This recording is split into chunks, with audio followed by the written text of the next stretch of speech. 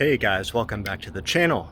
Hope you've been enjoying the motivational videos recently. I'm outside, it's about 6 p.m., probably about 90 degrees Fahrenheit, and I've been doing my workout, my daily exercise. Today is push-ups. I already did 100 burpees, and I'm taking a short break, and I thought I would make a video just to chat with you guys, check in with you, see how you're doing, and talk a little bit about exercise, psychology, positive psychology, and show you some burpees and show you my push-ups.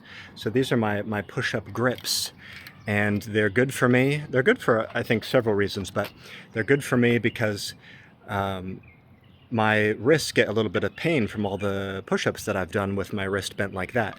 So the grips let me keep my wrist straight so I can keep doing push-ups. Very helpful. So let me put the camera down. Apologies, this is like a little DIY. But burpees are great. They really get the cardio going. I mean, if you're not that in shape, probably you'll be winded by the time you do 20 or 30 of them in a row. You'll just have to stop. So it's great for cardio, also for muscle building. And let me just show you one. So down like this, pop the legs out, back straight, do the push-up, legs come back, stand up. Now there's a million kinds of variations. Some people hop when they come up and then they keep going. So let me show you that. Go down, legs out, push up, hop. Oh, that'll really kick your ass to put in those hops. There's something called the Navy burpee, which I really like because it puts a few more push-ups into the mix. So you go down, pop the legs out, and then when you come up, raise a knee. Down again, raise a knee.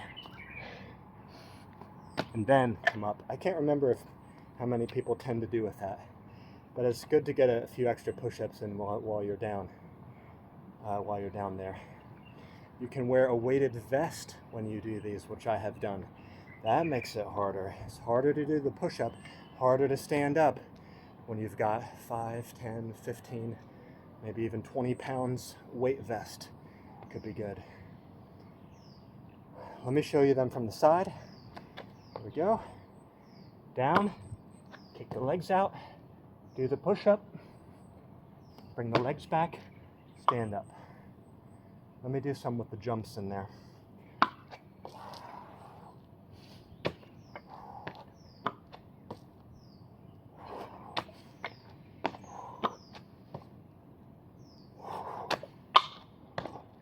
Just like that. Keep in mind, I've already done 100. Okay, let me show you the Navy burpee. Again, I forget how many counts we do with the legs in that one. It might be 3, maybe a 3 count. Let me try it with 3. Down. 1, 2, 3. Oh, I remember it now. It is 3. It's 3 push-ups total, but 2 leg kicks in there. Anyway, I did about 10 or 12 just to show you guys. So I'm going to sit down and chat with you guys for a minute and just talk about positive psychology.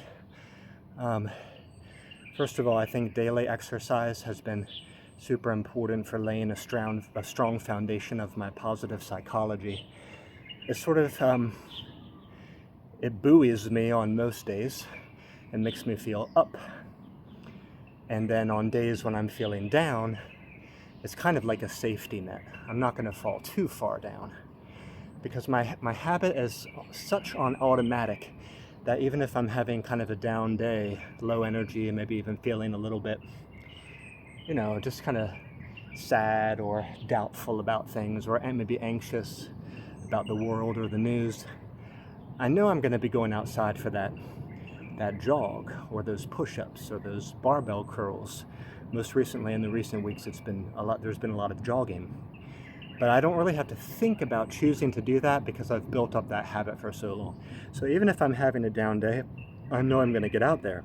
And then by virtue of having gotten outside, getting supercharged with some fresh air, some sunlight, and moving the body, getting the energy flowing, I'm saying that's kind of acting like a safety net It's going to stop those negative emotions from, it's going to stop me from circling and circling and circling in those negative emotions. It's going to help me kind of push them out and break free of them. So another point I want to share today is that all emotions are kind of like weather patterns. I believe we are more like the sky than we are weather patterns. We are more like the sky and space. And emotions tend to come and go.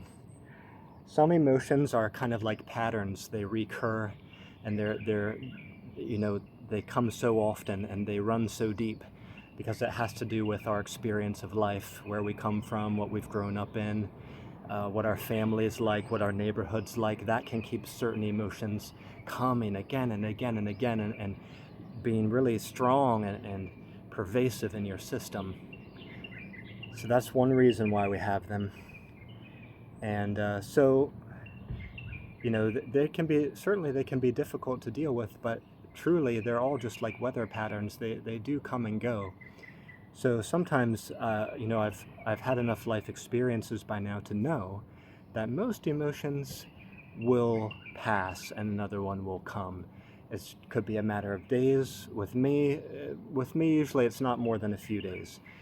In rare occasions for me, sometimes I've had sort of a bad mood lasting for maybe 2-3 weeks, but that is rare. And I think that's due to my daily practice, my daily exercise.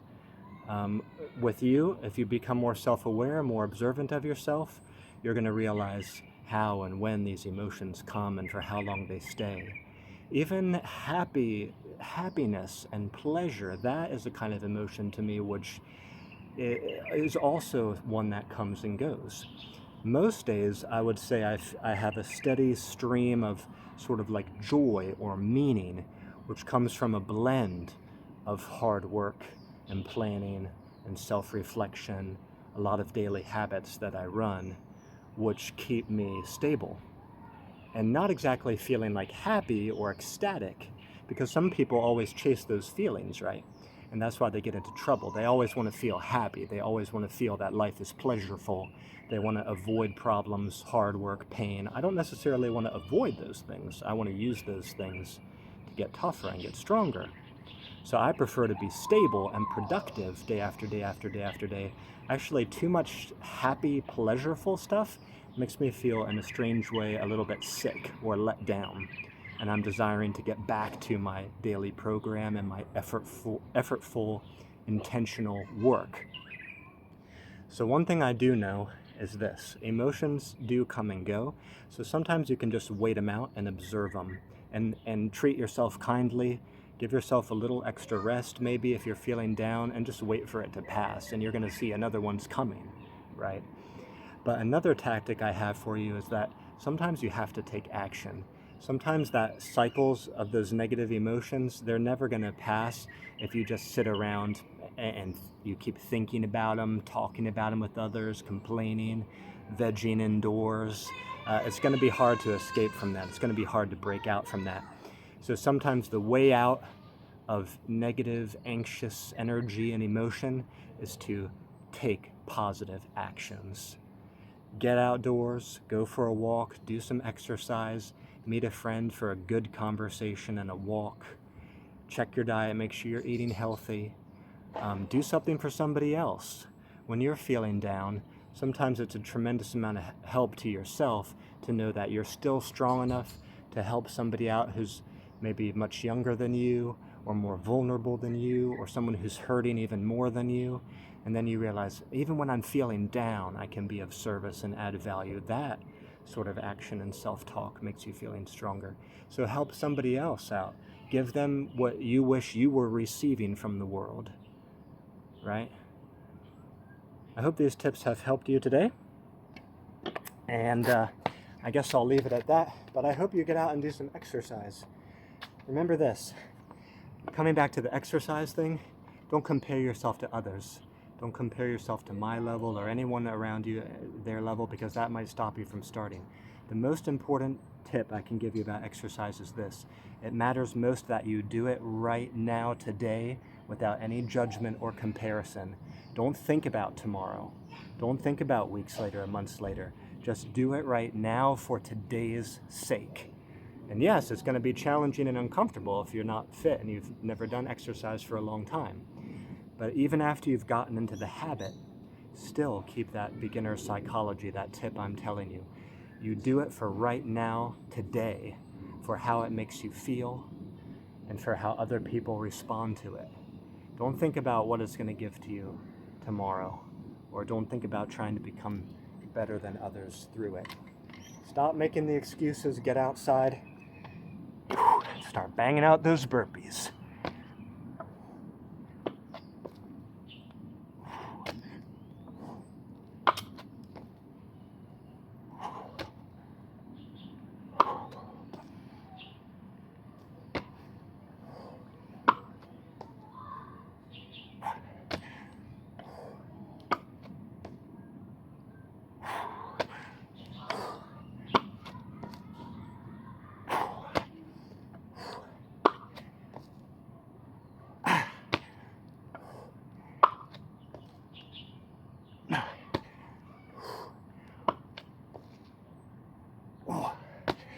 Okay, that's bringing me up to about 130.